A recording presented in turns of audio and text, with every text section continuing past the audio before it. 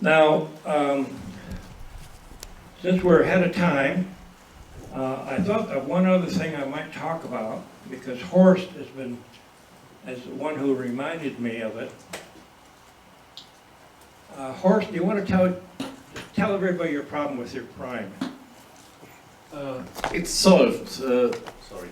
I see on the back. I was the winner of the prime last year and took it home and put it in the drawer. And I also bought a Generation 2 prime immediately after the conference. Put it in the drawer. When I came here now, I tried to recharge them. Nothing happened, but magic. We tried same thing with the Joe's laptop, and they started again charging. You see the little symbol. So I don't know why it didn't work in Germany, but everything is fine now. All right, with that problem in mind, I'm going to offer a solution. Here it is right here. Okay? I'm sure Jim knows what this is, right, Jim? You know what this is? It's interesting, the old watch. USB, okay? If you're interested in this, especially after I tell you what it is and how to use it, send me an email and put as the subject USB measurements, okay? If you have an electrical device, it's helpful to know what the electrical device is doing by measuring the current that the device is using. For example, if you measure the current and it's 0, the switch is off, right? This meter is what I call a Gen 3 USB meter. You plug this into the power source and you plug your device to be charging or whatever you want to measure. I couldn't use a USB without this, and I have 3 of them. This is one of 2. If you're interested in it, send me an email. I'll send you my article that I've written on this some time ago.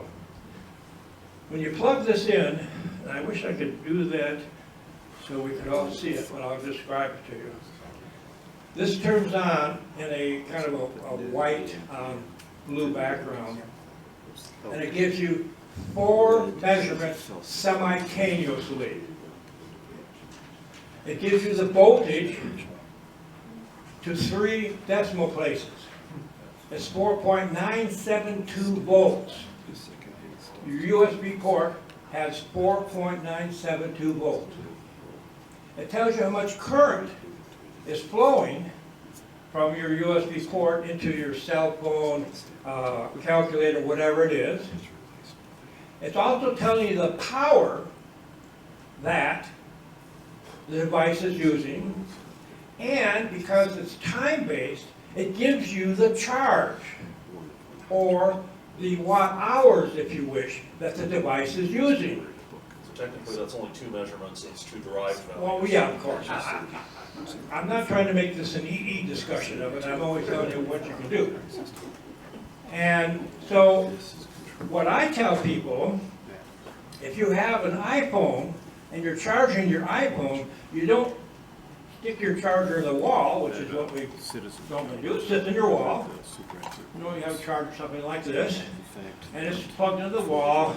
And of course, I have this plugged into it, and then I have my cable to my phone, and it just sits there.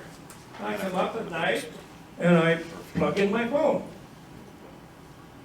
Bad, very bad, because the people who designed this forgot their basic engineering training when they went to school. Okay?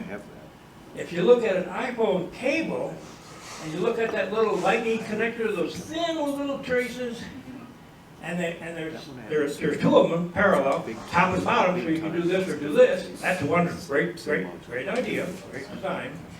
But those little traces, if you have a dead device, you plug it in, you're going to have a 1 amp surge going through there.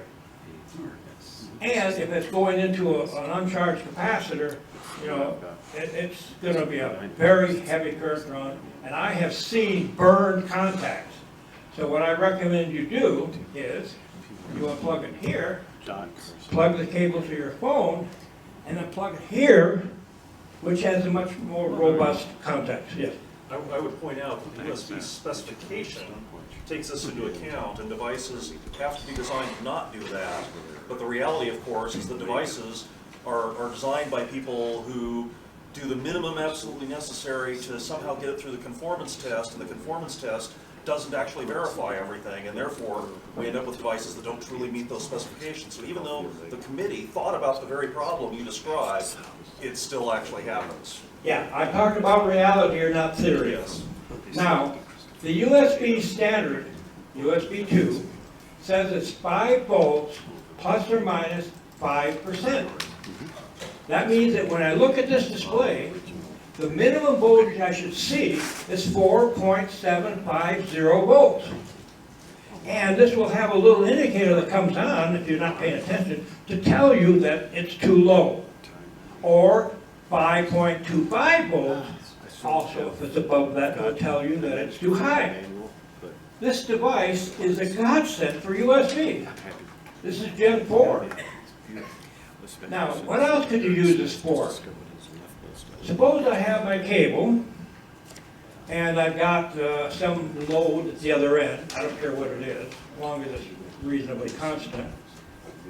And I plug the cable in here. I plug the cable into my computer or super big battery that I'm charging, whatever it is, doesn't matter. And I note the parameters. The most important parameter I'm noting is the current and the voltage. Then I plug it on the other end, and I read the current and the voltage. The current should be the same, but the voltage will be different, and it will be lower on the load side because the cable has resistance. And that voltage drop, if it's a cheap cable, and believe me, the Chinese will cut anything if it reduces the price, and you can find a cheap cable from a quality cable.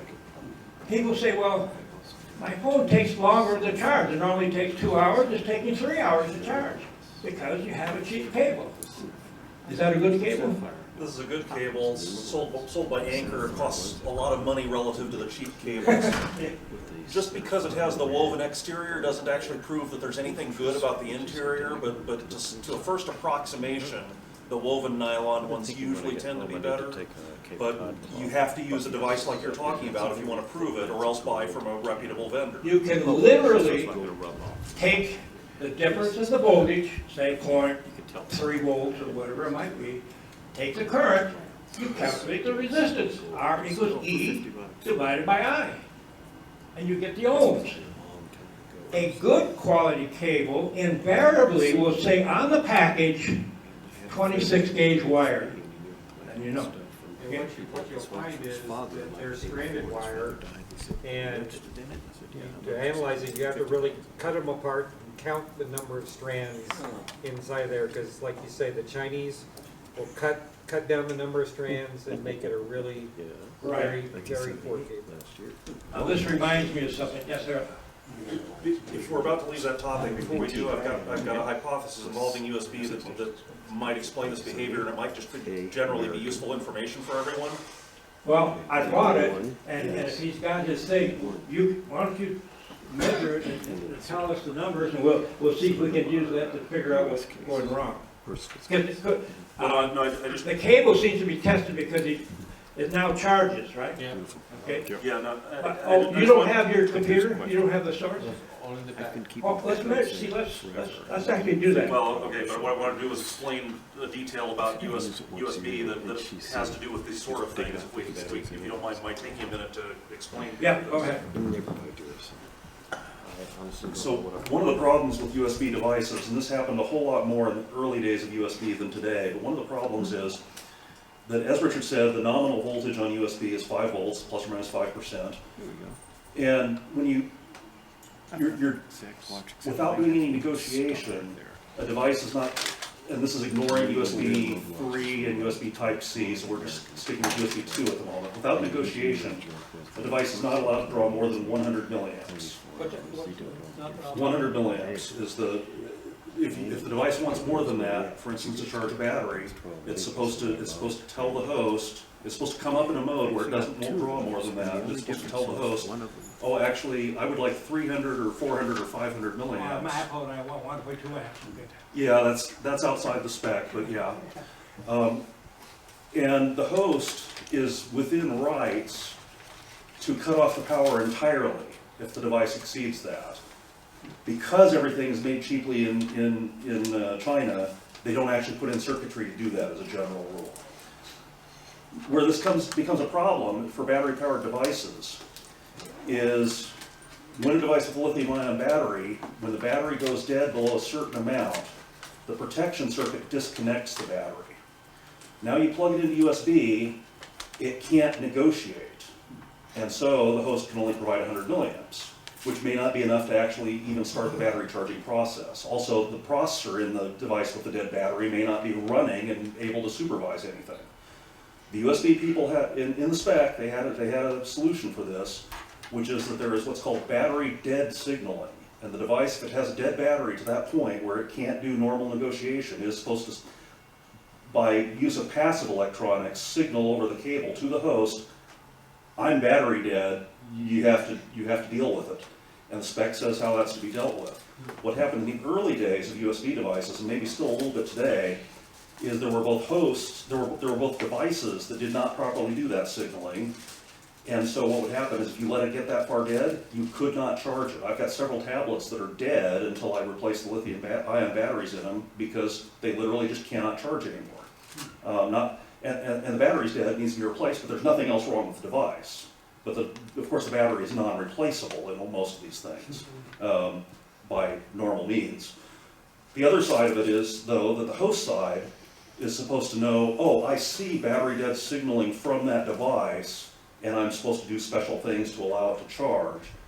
And there are both hosts, like PCs, and there are AC adapters that do USB charging that don't handle that situation correctly. So my hypothesis is that the charger that Boris was trying to use may not properly do dead battery signaling. Anyhow, I thought this information might be useful to some people sometimes. Okay, now check the condition by plugging the meter into his computer and plugging his calculator into the meter and measure it with your computer and his computer and let us know what's happening. Now, it wasn't last year, it may have been the year before, when Gene brought into the conference a whole bunch of IL cables and things, okay? He gave me 3 bags of 3 cables. And I have them here. So anybody who would like a set of these, I'm happy to give them to you. It's USB 2 on one end, and a mini USB and a micro USB on the other end. And the mini is especially good because when it charges batteries, it's good. And the length is, you don't have all this cable, all right? And this is the old, I think, the old iPhone connector. So there's 3 different connectors going to a USB 2. So I brought some sets with me in these envelopes. Anybody who wants a set, just ask me for them. And until I give them all away, and I'm very happy to give them all away, because I have 3 very large bags. Okay, well, while our troubleshooters are going to report,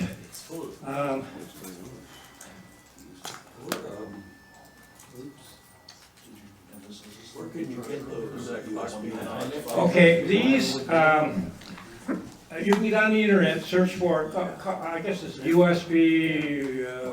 You can get them on Amazon, and then if you want to buy from China, you can get them from the bank. Yeah, I buy mine directly from China. You know, I buy it from Banggood or, you know, the price range is from $9 to $15 or $16, and they're available. But you want to make sure you see a photograph, because Gen 2 didn't have all 4 values. Gen 2 was, they did is they alternated, and you don't want that. You might as well get the right one, and you use it, you read it, it's straight, simple, and it's just wonderful.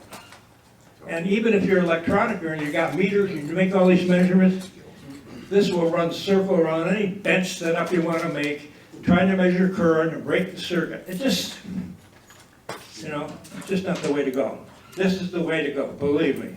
Once you use this, you'll just laugh at all the other silly thoughts you might have of why it's not working. You know what's going on.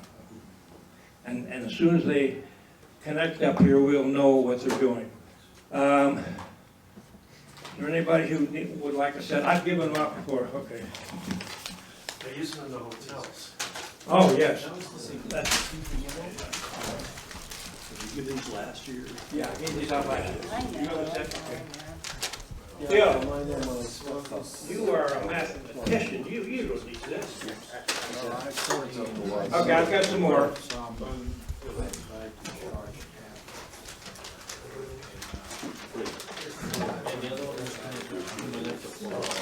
Jeremy, I know you didn't get one last year.